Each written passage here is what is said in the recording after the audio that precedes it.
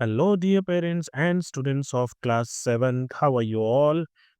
आप सब अच्छे होंगे आई होप। आज आपके लिए लाए हैं 7th की मैथ्स का चैप्टर नंबर 6 नंबर प्ले। बहुत ही इंटरेस्टिंग चैप्टर है। इसमें बहुत मैजिक स्क्वायर्स वगैरह और बहुत सारे आपको जो है नंबर के साथ खेलने का मौका मिलेगा। तो आइए चलते हैं, देखते हैं इस चैप्टर में क्या है। चैप्टर का नाम है नंबर प्ले। तो इस चैप्टर में पहला है नंबर टेल्स अस थिंग्स। तो यहाँ पर एक पिक्चर दे रखी है हमें। देखिए यहाँ पर ये कह रहा है 0, ये कह रहा है 1, ये कह रहा है 0, ये कह रहा है 2, ये 2, ये भी 2 कह रहा है और ये भी 1 कह रहा है।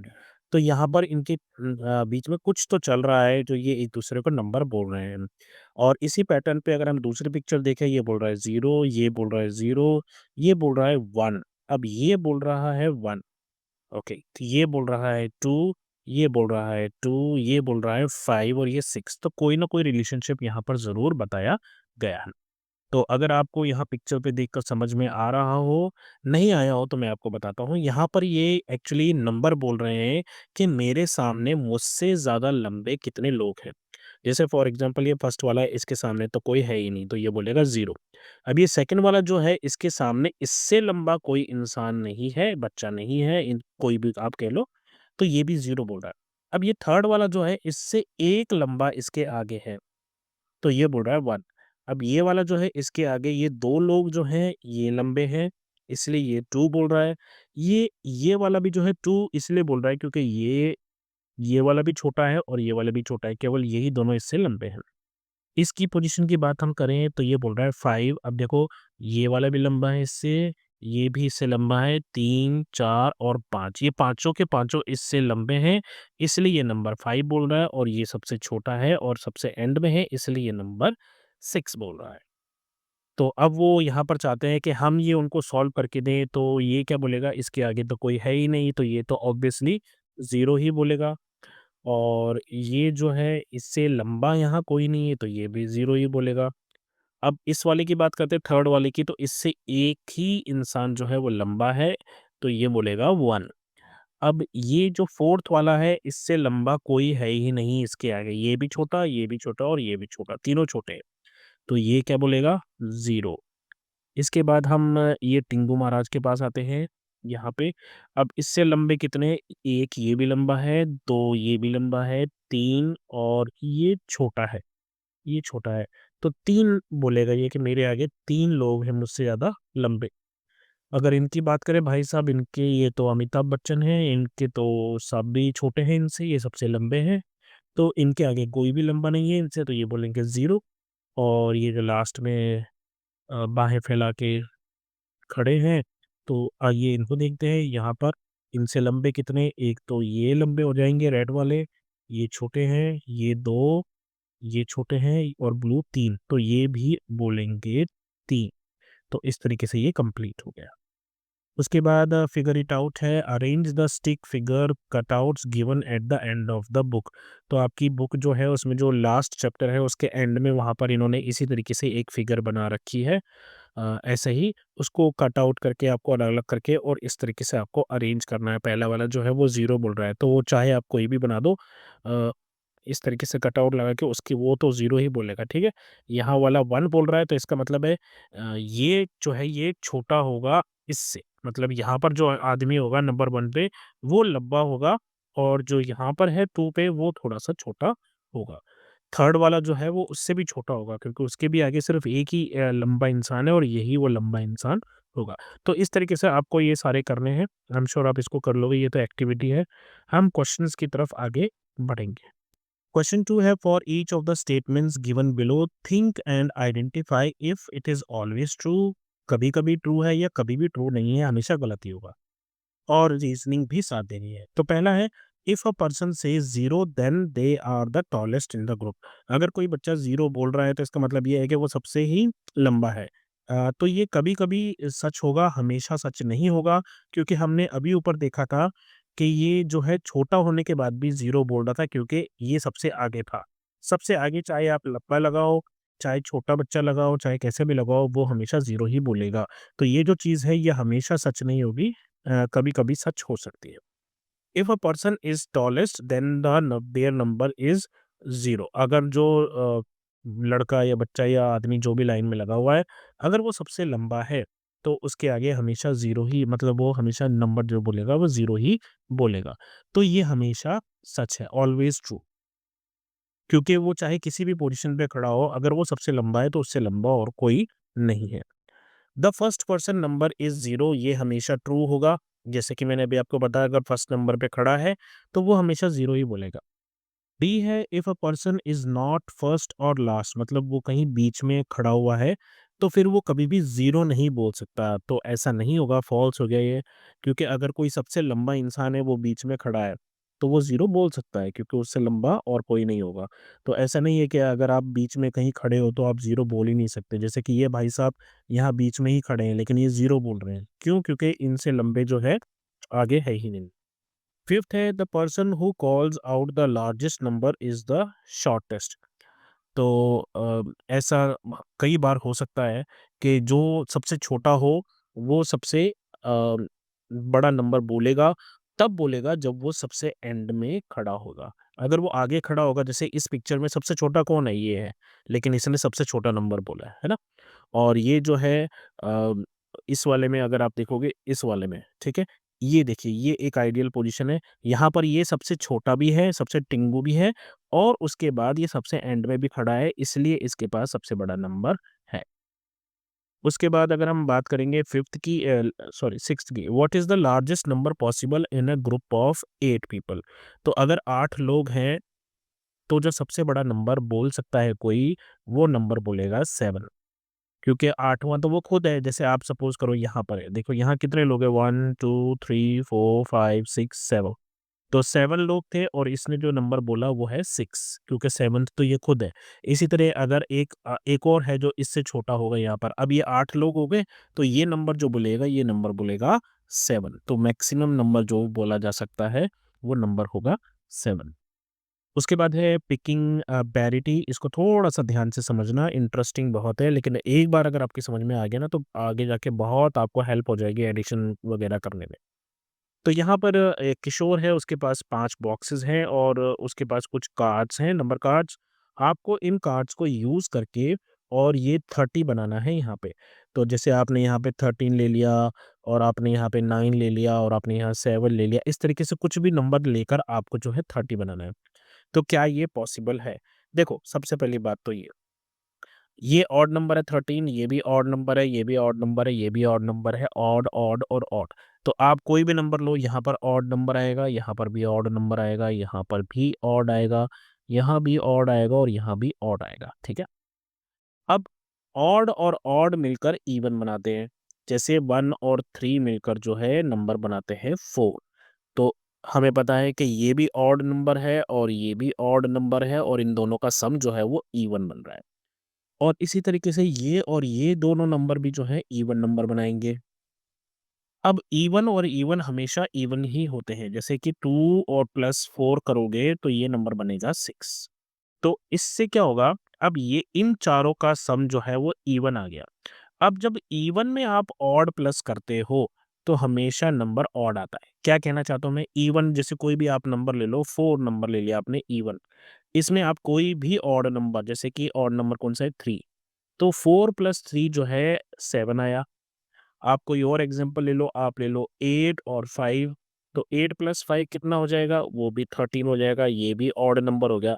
तो इसका मतलब ये है कि ऑड और ऑड प्लस करेंगे तो इवन बनेगा, इवन प्लस इवन करेंगे तो भी इवन बनेगा। लेकिन अगर एक ऑड और एक इवन है, तो नंबर जो है वो ऑड बनेगा। अब आपने यहाँ पर ये जो एक्टिविटी करके देखी, इन दोनों का आंसर तो इवन आ गया। लेकिन जैसे ही इस इवन को आप ऑड के साथ प्लस करोगे, आपका आंसर ऑड नंबर आएगा। लेकिन यहाँ तो 30 गिवन है और 30 तो इवन नंबर है। इसका मतलब है कि ये पॉसिबल नहीं है। अगर आप ऐसे भी देखना चाहो, तो जैसे सपोज़ करो आपने यहाँ पर 9 ले लिया और यहाँ 1 ले लिया। 9 और 1 कितने हो गए? 10, ठीक है? उसके बाद आपने यहाँ 7 ले लिया, यहाँ 11 ले लिया। ये कितने हो गए? 18। 10 और 18 कितने हो गए? 28। अभी तक 28 हो गए। अब आप या तो 5 प्लस करोगे या 3 प्लस करोगे। 3 प्लस करोगे तब भी 28, और 3 कितने हो गए? 31 हो गए, जो कि 30 के बराबर नहीं है। चलिए आगे बढ़ते हैं। यहाँ पर यही सब कुछ समझाने की कोशिश की थी आपको, ये मैंने आपको समझा दिया है।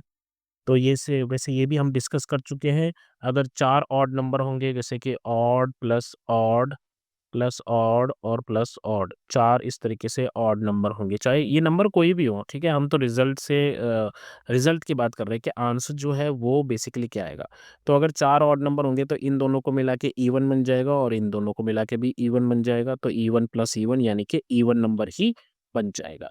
लेकिन जैसे ही 5 ऑड नंबर होंगे, ठीक है? जैसे एक ऑड नंबर और आ गया, अब इन 4 का तो नंबर जो है वो इवन आ गया, लेकिन अगर 5वां आ जाएगा तो फिर वो बन जाएगा ऑड, और अगर छठा आ जाएगा तो वो बन जाएगा वापस इवन। इसका मतलब है कि अगर जोड़े में ऑड नंबर आएँगे तो वो इवन बन जाएँगे, और अगर ऑड में ही रह गए वो तो ऑड ही आंसर आएगा। जैसे यहाँ पर 5 ऑड नंबर थे तो उसका आंसर ऑड नंबर आ रहा है, यहाँ पर 4 ऑड नंबर थे तो इसका आंसर इवन आ रहा है, और 6 वाले में भी इवन आ रहा है। आगे बढ़ते हैं, यहाँ पर 2 सिबलिंग्स हैं मार्टिन और मारिया, जो एग्ज़ैक्टली 1 साल के गैप में पैदा हुए थे।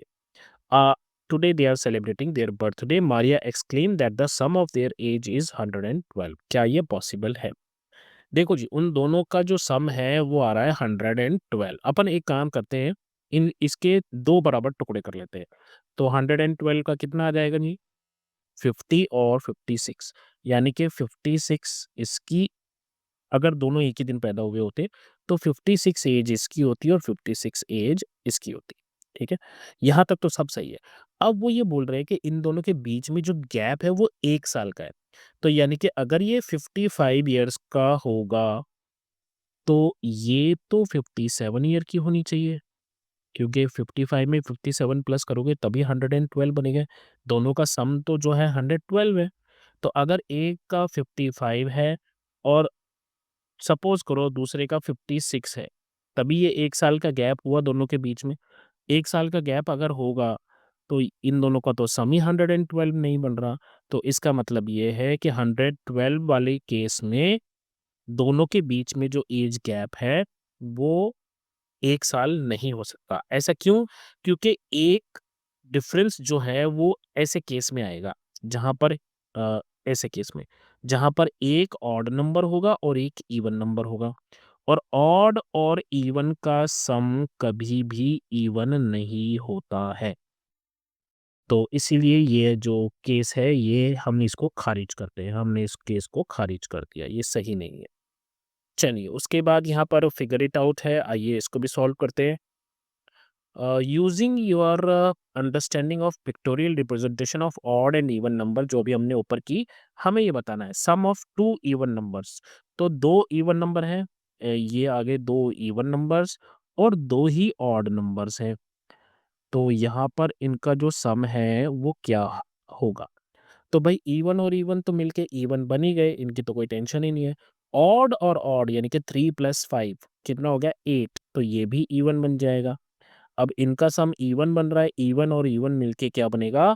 इवन। तो अल्टीमेटली इनका जो सम है वो इवन आएगा। नेक्स्ट है सम ऑफ 2 ऑड नंबर्स, तो 2 ऑड है और 3 इवन है। देखो जी, इवन कितने भी हो उनका आंसर हमेशा इवन ही होगा। जैसे अगर मैं 3 इवन नंबर लेता हूँ 2, 4 और 6, तो 2, 4 और 6 इन तीनों को प्लस करेंगे तो आंसर क्या आएगा? 4 और 6 10 और 2 12, 12 आया आंसर। तो इसका मतलब है इन तीनों का आंसर तो इवन ही आएगा, और हमने अभी-अभी देखा जोड़े में आएँगे ये तो इनकी भी शादी हो जाएगी। तो जी इवन और इवन मिलकर हो गया इवन, तो अल्टीमेटली इसका भी आंसर आएगा इवन नंबर। अब सम ऑफ 5 इवन नंबर्स, मैंने क्या कहा? इवन चाहे कितने भी हों, है ना? उनका आंसर तो इवन ही आएगा। जैसे यहाँ 5 है, इवन और इवन दोनों मिलके इवन, इवन और इवन दोनों मिलके इवन, और ये वाला इवन, सारे इवन, इवन, इवन। मतलब कितने भी इवन नंबर्स हों, अगर आप उनको प्लस करोगे तो ऑड नंबर वो कभी नहीं बन पाएँगे। नेक्स्ट है सम ऑफ 8 ऑड नंबर्स। अब ऑड अगर जोड़े में आ रहे, मैंने आपको कहा था, ठीक है? तो इसका आंसर इवन आएगा। ऐसा ही एक जोड़ा और बनेगा, इसका भी आंसर इवन आएगा। फिर एक तीसरा जोड़ा बनेगा, इसका भी आंसर इवन ही आएगा। और एक चौथा बनेगा, हो गए 8 ऑड नंबर्स और सबका आंसर जो है इवन ही आ रहा है। तो इसका मतलब है अगर 8 ऑड नंबर्स हैं तो उसका भी सम जो है इवन ही होगा। Then Lakpa has an odd number of 1 rupee coins. Odd number of 1 rupees coin, तो ऑड इंटू 1 जो भी आंसर होगा, चाहे ऑड कुछ भी हो, उसका आंसर ऑड ही आएगा। मतलब 1 रुपी की कॉइन की वैल्यू जो है वो ऑड आएगी। जैसे मान लो 15 कॉइन्स हैं तो 15 वन ज़ा 15, तो ऑड नंबर आया। Odd number of 5 rupee coins, अब odd number of 5 rupee coins, तो इसका भी आंसर जो है ऑड ही आएगा। जैसे आप मान लो 7 है, तो 7 5 ज़ा 35, तो ये भी ऑड हो गया। और even number of 10 rupee coins, अब इवन को आप 10 से मल्टीप्लाई करोगे तो वो इवन ही बनेगा। जैसे 2 को अगर 10 से मल्टीप्लाई करोगे तो क्या बनेगा 20, तो वो तो इवन ही है। अब उसका जो सम आ रहा है वो आ रहा है 205 रुपीज। क्या ये सही है या इसमें कोई मिस्टेक है? देखो जी, इसका आंसर आया ऑड, इसका आंसर आया ऑड, दोनों को प्लस करेंगे इसका आंसर हो जाएगा इवन। चाहे कुछ भी हो, चाहे कितने भी कॉइन्स हो, लेकिन आंसर इवन आएगा। क्योंकि हमने अभी अभी देखा ऑड प्लस ऑड क्या होता है, इवन के बराबर। और ये तो ऑलरेडी इवन है, तो इवन में इवन प्लस करेंगे तो आंसर क्या आएगा, इवन। लेकिन वो क्या सोच रहा है, आंसर कितना आ रहा है 205, ये तो ऑड नंबर है, जबकि आंसर इवन आना चाहिए, तो वो एक मिस्टेक कर रहा है। आइए नेक्स्ट देखते हैं। We know that even plus even even होता है, जैसे कि 2 प्लस 4, ये जो है आंसर आएगा आपका 6, तो ये इवन हो गया। उसके बाद वो कह रहा है ऑड प्लस ऑड, ये भी इवन होता है, जैसे कि हमने देखा था 3 प्लस 1 दोनों ऑड नंबर्स हैं, इनका आंसर जो है वो 4 आया, जो कि एक इवन नंबर है। और इवन और ऑड को प्लस करेंगे तो ऑड आएगा।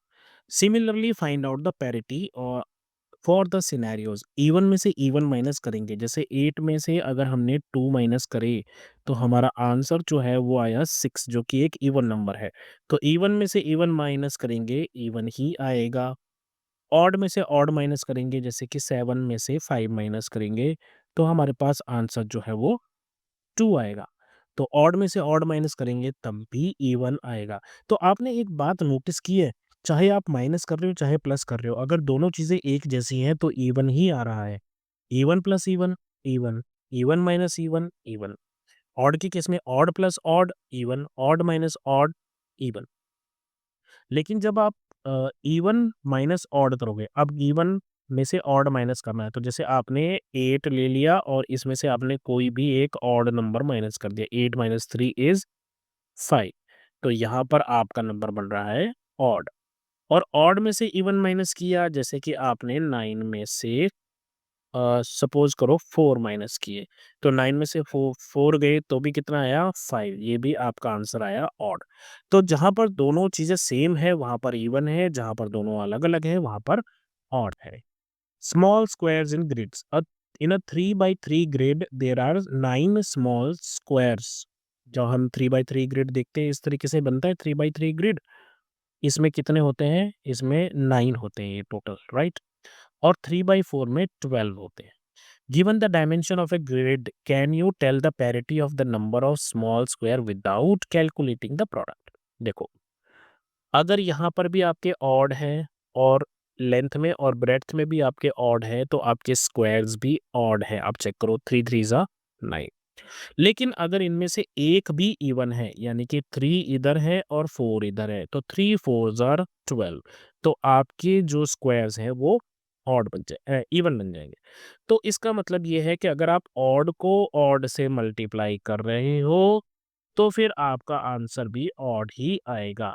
जैसे कि आप कोई भी ले लो, 3 5 ज़ार 15, तो यहाँ पर भी ऑड को ऑड से मल्टीप्लाई किया, आपका आंसर ऑड आया।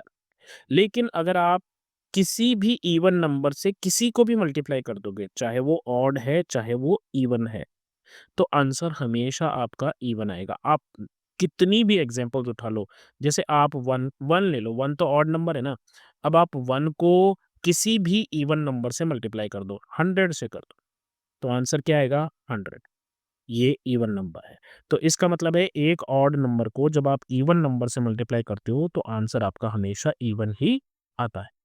इसी तरह से ये जैसे हमसे पूछना चाह रहा है find the parity of the number of small square in these grids. तो मतलब 27 ऐसे है, 13 ऐसे है, ठीक।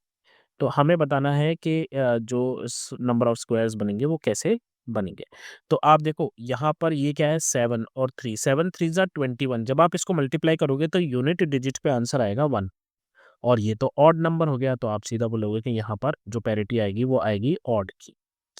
इसके अलावा आप देखो ये है 42 और ये 78, दोनों इवन नंबर है। जब हम इवन नंबर को इवन नंबर से मल्टीप्लाई करते हैं तो हमारे पास आंसर भी जो है वो इवन ही आता है।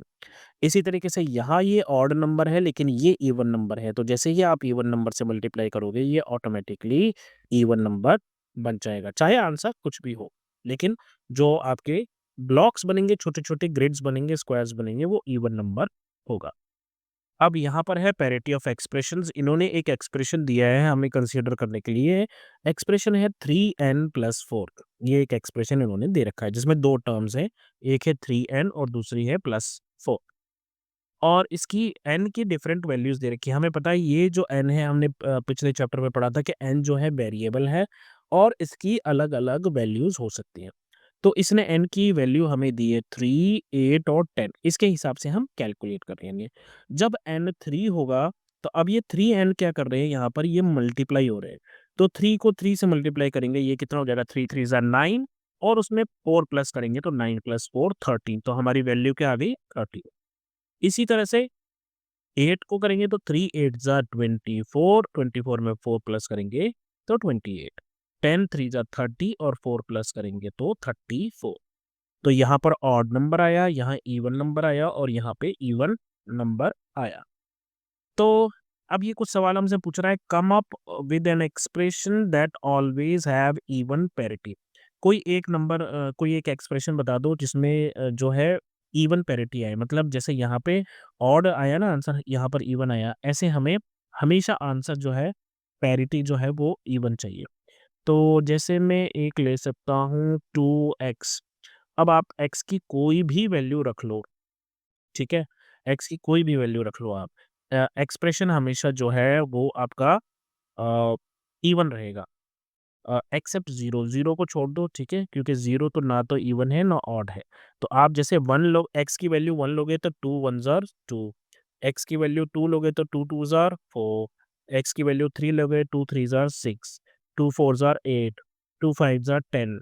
तो आप देखो x की किसी भी वैल्यू लेने के बाद भी नंबर जो है वो हमारा इवन ही आ रहा है, ठीक है? और इसके अलावा ये वो बोल रहा है कि और भी बताओ और कोई ऐसा। तो आप 2x प्लस 2 कर लो या 2x प्लस 4 कर लो या 2x प्लस 8 कर लो, कुछ भी कर लो। ये तो इवन आएगा ही, इसमें इवन नंबर प्लस करेंगे तो even plus even automatically even he answer आएगा। आगे बढ़ते हैं, come up with expression that always have odd parity. अब देखो हमने अभी डिस्कस किया कि 2x जो है ये हमेशा इवन आएगा, लेकिन अगर हम इसमें 1 प्लस कर दे तो ये ऑड हो जाएगा। कैसे? जैसे मैंने 2x की वैल्यू x की वैल्यू 1 ली थी, तो यहाँ पर आंसर आया था 2, 2 में 1 प्लस करूँगा तो कितना हो जाएगा जी ये?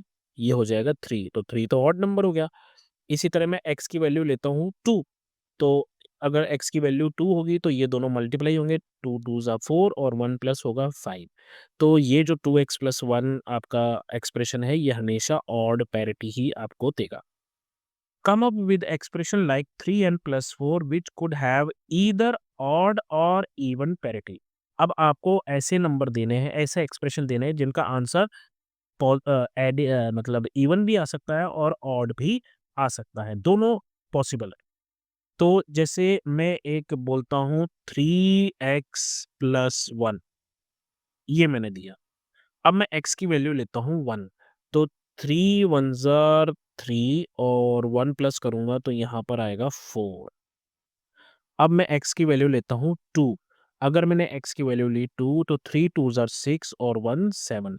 तो आप देख रहे हो एक ही एक्सप्रेशन में वैल्यू अलग-अलग डालने के बाद ऑड नंबर भी आ रहा है और इवन नंबर भी आ रहा है। तो 3x + 1 आपकी ऐसी एक एक्सप्रेशन हो सकता है। ऐसे हज़ारों लाखों एक्सप्रेशंस हैं, ठीक है? उसके बाद यहाँ पर ये बोल रहा है कि एक एक्सप्रेशन है 6k + 2, जैसे कि अभी हमने ऊपर किया था 3x + 2, ठीक है? 6k + 2 है, तो अगर आप k की वैल्यू लोगे 1, तो ये क्या हो जाएगा, 6 1 ज़र 6 और 2 प्लस करोगे तो 8 आंसर आ जाएगा पहला। जब आप x लोगे 2, तो 6 2 ज़र 12 और 2 14, तो दूसरा नंबर आ गया 14। तीसरा k की वैल्यू लोगे 3, तो ये हो जाएगा 6 3 ज़र 18 और 2 प्लस करोगे तो 20। इस तरीके से ये चलते हैं। Are there expression using which we can list all the even numbers, तो हाँ, अभी हमने ऊपर लिखा था 2x, इसमें आप x की कोई भी वैल्यू लिख लो, लेकिन इसमें सारे x के नंबर्स आ जाएंगे। Are there expression using which we can list all odd numbers, तो हाँ, हमने ऊपर ही किया था 2x प्लस 1। आप x की वैल्यू 0 लो, ये हो जाएगा 1। आप x की वैल्यू 1 लो, तो ये हो जाएगा 3। इस तरीके से ये आगे बढ़ता ही जाएगा। What would be the nth term for multiples of 2, और what is the nth even number? तो अब देखो, एक्सप्रेशन क्या है, 2x, x की वैल्यू कोई भी रखोगे आपको आपका जो है नंबर मिल जाएगा। अब वो ये कह रहा है कि जो टर्म है वो nth नंबर पे है, मतलब अगर फर्स्ट नंबर पे होगी तो हम क्या करेंगे, 2 इंटू 1। सेकेंड नंबर पे होगी तो हम क्या करेंगे, 2 इंटू 2। थर्ड नंबर पे होगी तो क्या करेंगे, 2 इंटू 3। ऐसे ही nth नंबर पे है, n वाले नंबर पे, तो हम उसको क्या करेंगे, 2 इंटू n। तो इसका मतलब ये है कि आपकी जो nth टर्म है वो बनेगी 2n। अगर आप जैसे 100th ऑड नंबर ढूँढना चाहते हो, तो पहले तो आपको ऑड नंबर का फ़ॉर्मूला आना चाहिए। अब आपको हमेशा ध्यान रखना है कि इवन नंबर को निकालने का फ़ॉर्मूला सीधा-सीधा है ये 2n। ऑड टर्म का हम कैसे निकालेंगे? अब जैसे अगर आपने n की वैल्यू सबसे छोटी भी ली, 1 ली, तो ये आंसर कितना आ गया, 2। तो 2 से छोटा ऑड नंबर कौन-सा होता है? 1। वो कैसे मिलेगा? जब आप इसमें से 1 माइनस कर दोगे, इसमें से 1 माइनस कर दोगे, और यहाँ पर फ़ॉर्मूला क्या है जी? फ़ॉर्मूला है 2n। तो जब आप 2n में से 1 माइनस कर दोगे, तो आपके सारे ऑड नंबर्स आ जाएँगे। कैसे? जब आपने n की जगह रखा 1, तो ये क्या हो जाएगा, 2 इंटू 1 2, 2 में से 1 माइनस करेंगे तो आंसर आएगा 1। जब आपने n की वैल्यू ली 2, तो 2 2 ज़ा 4, 4 में से 1 माइनस करेंगे तो आंसर आएगा 3। फिर आपने लिया n इज़ इक्वल्स टू 3, तो 2n माइनस 1, 3 की वैल्यू लिखेंगे हम यहाँ पे 3 आ जाएगा। 2 3 ज़ा 6, 6 में से 1 गए तो 5। तो इस तरीके से अगर आप देखोगे, यहाँ पर इन्होंने यही समझाया है। तो अगर आपको 100th ऑड नंबर निकालना है तो उसके लिए आप क्या करोगे, 2n माइनस 1 आपका फॉर्मूला है। इसमें आप n की जगह अब लिखोगे 100, क्योंकि आपको 100th नंबर ढूंढना है ऑड नंबर वाला। तो 2 इंटू 100 कितना हो जाएगा, 200, और उसमें से 1 माइनस करेंगे तो वो हो जाएगा 199। तो यहाँ पर यही बताया गया है। ये सब फॉर्मूला आके, अगर आपको इवन नंबर निकालना है तो उसका फॉर्मूला है 2n प्लस 1, और अगर आपको ऑड निकालना है तो उसका फॉर्मूला है 2n माइनस 1। तो उसके बाद सम एक्सप्लोरेशन इन ग्रिड्स, ये हम अगले वीडियो में करेंगे। आज के लिए बस इतना ही दोस्तों, अपना ध्यान रखें, मम्मी पापा का कहना माने, और जब भी कोई प्रॉब्लम हो तो नॉक कीजिए और बोलिए हेलो अध्यापक, take care, bye bye, have fun, all the very best.